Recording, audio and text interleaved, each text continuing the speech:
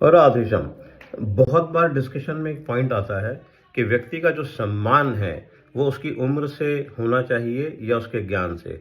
तो इसका आंसर आध्यात्मिक रूप से बहुत अच्छे से दिया जा सकता है, जिसमें सबसे पहला एग्जाम्पल सुखदेव मुनि जी महाराज का, जो 14 वर्ष के बालक हैं और प्रथम बार भागवत परीक्षित जी महाराज को सुनाने जा रहे हैं।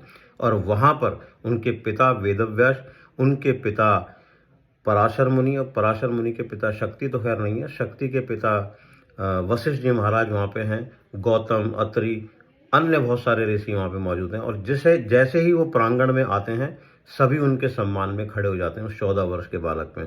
तो यहाँ पे आप देख पा रहे हैं कि ज्ञान का किस प्रकार सम्मान हो रहा है। दूसरा एग्जाम्पल भागवतम से ही कपिल देव जी महाराज का है, कपिल देव भगवान का है, जहाँ पे वे अपनी माता देवहूति द्वारा पूछे गए प्रश्न को आंसर कर रहे हैं। उनकी माता उनको गुरु स्वरूप मानते हुए पूछ रही हैं कि जो मेरी आसक्ति संसार के साथ में लगी हुई है वो किस प्रकार छूटेगी, और भगवान उसका आंसर उनको, अपनी माता को दे रहे हैं।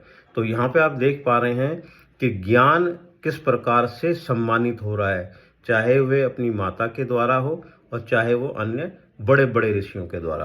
तो केवल और केवल ज्ञान का ही सम्मान आध्यात्मिक रूप से माना गया है। उम्र का भी होता है बट ज्ञान का अधिक सम्मान है। इसी के साथ जय जय श्री राधेश्याम, हरे कृष्णा।